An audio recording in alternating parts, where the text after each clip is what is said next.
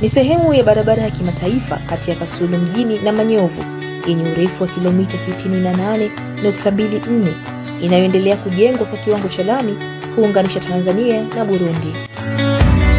Hapa mabonde yamesawazishwa na milima imepasuliwa kuhakikisha barabara hii ya kudumu na ya kisasa inajengwa. Barabara hii ya kimkakati inayoendelea kujengwa nchini si tu kwa ajili ya kurahisisha uchukuzi na kudumisha ushirikiano wa kimataifa baina ya Tanzania na Burundi, lakini pia kuwafaidisha wananchi waishio Kigoma, hususan maeneo ya barabara hii. Ni kwa zamani kwani mlima sana, ndiko tunahangaika sana kutoka upande wa mlima. Ndiko tunatumia mafuta mengi sana. Ni tofauti sana na sasa. Leo sema tunatumia nusu lita.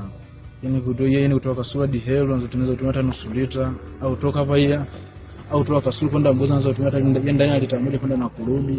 Ila kwa mwanzoni tunaweza kutumia hata lita moja na nusu kutoka hapa kwenda Kasulu. Hivyo asemavyo kijana huyu anayefanya biashara ya kubeba abiria kwa pikipiki alimaarufu kama bodaboda kati ya Kasulu mjini na Helo juu. Hakika serikali ya awamu ya 6 chini ya Mheshimiwa Rais Dr. Samia Suluhu Hassan imeendelea kutekeleza miradi hii ya maendeleo kwa vitendo ili kupunguza kero, kudumisha amani na kukuza uchumi kwa wananchi na taifa kwa ujumla. Sisi ni Tanzania.